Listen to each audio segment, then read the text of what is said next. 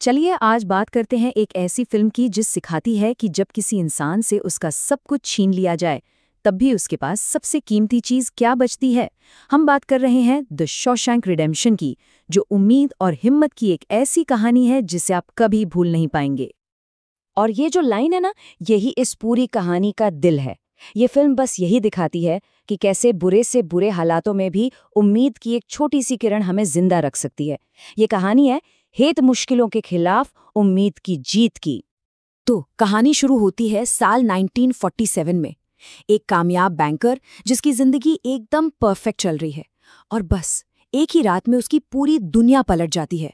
उसे एक ऐसी भयानक जगह फेंक दिया जाता है जहां से बाहर निकलने का कोई रास्ता ही नहीं है। कहानी में मेनली 3 लोग हैं जो इसे आगे बढ़ाते हैं। पहले हैं एंडी डुफ्रिजने, एक सीधा साधा बैंकर जो सब कुछ खोकर भी अपनी उम्मीद नहीं खोता। दूसरे हैं रेडिंग, एक पुराना कैदी जो अपनी आवाज में हमें ये पूरी कहानी सुनाता है। और तीसरा है वार्डन नॉर्टन, जो जेल के अंदर फैले भ्रष्टाचार और जुल्म का जीता जागता सबूत है। तो होता क्या है कि एंडी पर इल्जाम लगता है अपनी पत्नी और उसके प्रेमी के मर्डर का, एक ऐसा जुर्म जो उसने किया ही नहीं। पर किस्मत देखिए, उसे अपनी बेगुनाही साबित करने का मौका तक नहीं मिलता और उसे भेज दिया जाता है शॉशैंक जेल, 2 उम्र कैद की सजा के लिए। अब शॉशैंक मतलब नरक से कम नहीं थी, लेकिन कहते हैं ना, अंधेरा कितना भी घना हो, उम्मीद की एक छोटी सी चिंगारी भी बहुत होती है। और यहीं से हम देखते हैं कि कैसे एंडी ने हार मानने से साफ इनकार कर दिया। जेल में उसके शुरुआती साल बहुत मुश्किल थे, बहुत ज्यादा। लेकिन एंडी ने हिम्मत नहीं हारी। वहीं उसकी दोस्ती हुई रेड से, जो आगे चलकर बहुत गहरी हो गई। और उसने एक छोटा सा रॉक हैमर जुगाड़ लिया। उससे वो पत्थर तराश कर शतरंज के मोहरे बनाता था। ये सिर्फ टाइम पास नहीं था, ये एक तरीका था खुद को जिंदा रखने का, अपनी पहचान को बचाए रखने का। अच्छा, यहाँ एक बहुत जरूरी चीज समझने वाली है, जिसे कहते हैं इंस्टीट्यूशनलाइजेशन। इसका सीधा सा मतलब है कि जेल में सालों साल रहने के बाद कैदी बाहर की दुनिया से, आज़ादी से डरने लगते हैं। जेल ही उनका घर बन जाता है। मतलब जेल की दीवारें सिर्फ आपके शरीर को नहीं, आपकी रूह को भी कैद कर लेती हैं। और यही कहानी में आता है एक बड़ा ट्विस्ट। एंडी का जो बैंकर वाला दिमाग था ना, वो उसके बड़े काम आया। जब उसने एक गार्ड को टैक्स बचाने में मदद की तो उसे थोड़ी सुरक्षा मिली और उसे जेल की लाइब्रेरी का काम सौंप दिया गया।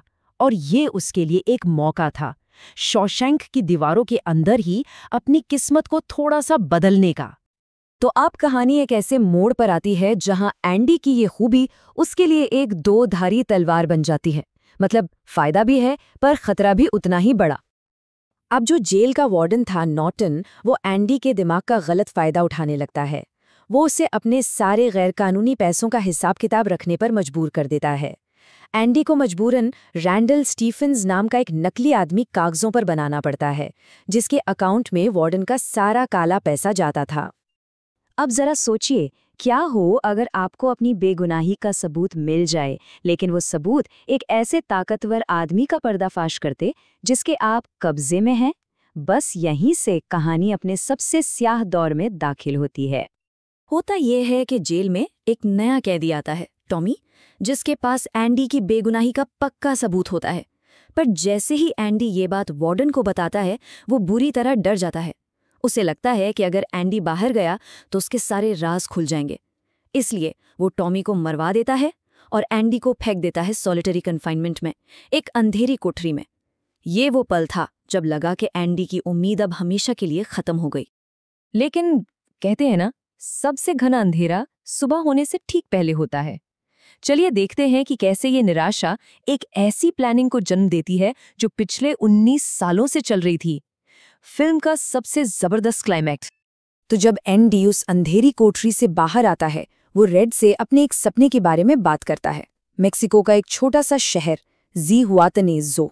सुनने में तो ये एक आम सी बात लगती है, लेकिन असल में ये एंडी का अपने दोस्त को आखिरी सलाम था, और एक इशारा भी जो उन दोनों की जिंदगी बदलने वाला था। और फिर हम देखते हैं सिनेमा के इतिहास का सबसे शानदार एस्केप। 19 साल, सोचिए, 19 साल तक एक छोटे से हथौड़े से हर रात वो चुपचाप अपनी सेल की दीवार खोदता रहा और उस सुराख को एक पोस्टर के पीछे छिपाए रखा। और फिर एक रात जब बाहर जोरों की बारिश और तूफान था, वो उस सुरंग से निकलकर आज़ादी की तरफ बढ़ गया। 500 गज, पता है कितना होता है? करीब करीब 5 फुटबॉल के मैदानों जितनी लंबी एक गंदे नाले की पाइप। एंडी को आज़ादी तक पहुंचने के लिए इस बदबूदार हकीकत से गुजरना पड़ा। लेकिन एंडी सिर्फ भागा नहीं, उसका बदला भी उतना ही जबरदस्त था। उसने रैंडल स्टीफेंस की पहचान ली, वार्डन का सारा काला पैसा बैंकों से निकाल लिया और शॉशैंक के सारे काले कारनामों के सबूत एक अखबार को भेज दिए। मतलब वार्डन के ही बनाए जाल में उसे फंसा दिया। और फिर इंसाफ की घड़ी आई, बहुत तेजी से। खबर छपते ही पुलिस शॉशैंक पहुंच गई। जालिम कैप्टन हेडली को गिरफ्तार कर लिया गया और वार्डन नॉर्टन ने पकड़े जाने के डर से खुद को गोली मार ली। शॉशैंक के जालिमों का खेल खत्म हो गया। तो ये तो हुई फिल्म की कहानी, पर अब जरा फिल्म के पीछे की कहानी पर आते हैं, जो खुद किसी फिल्मी कहानी से कम नहीं है। ये जानकर शायद हैरानी होगी कि 1994 में जब ये फिल्म आई तो ये बॉक्स ऑफिस पर बुरी तरह पिट गई थी। उस साल पल्प फिक्शन और फॉरेस्ट गम जैसी बड़ी फिल्में थीं, लेकिन धीरे धीरे केबल टीवी और वीडियो रेंटल के जरिए लोगों ने इसे इतना पसंद किया कि आज ये IMDb पर दुनिया की नंबर 1 फिल्म है। कमाल है ना? और कुछ मज़ेदार बातें बताता हूँ। ये कहानी हॉरर के किंग स्टीफन किंग के एक नॉवेल पर बेस्ड है और एंडी का रोल पता है, टॉम हैंक्स को भी ऑफर हुआ था। किताब में रेड का कैरेक्टर एक गोरा आयरिश आदमी था, पर मॉर्गन फ्रीमैन की आवाज में जो जादू था वो रोल उन्हीं को मिल गया। और हाँ, फिल्म में जो जेल दिखाई गई है वो एक असली जेल है, ओहायो में। तो चलिए अब आखिर में इस बात पर आते हैं कि इस कहानी में ऐसा क्या खास है जो इसे आज भी इतना पावरफुल बनाता है और जो हम सभी को छू जाता है। तो सवाल ये है कि ये फिल्म आज भी लोगों को इतनी क्यों पसंद आती है? क्योंकि ये हमें उम्मीद के बारे में सिखाती है। ये दोस्ती की उस ताकत को दिखाती है जो हर मुश्किल में साथ देती है। और सबसे बड़ी बात, ये हमें याद दिलाती है कि जिंदगी में एक नई शुरुआत की गुंजाइश हमेशा होती है। यही वो मैसेज है जो इसे खास बनाता है। और फिल्म का अंत होता है उस एक खूबसूरत सीन के साथ। जिहुआतानेजो के नीले समुंदर के किनारे 2 पुराने दोस्त फिर से मिलते हैं।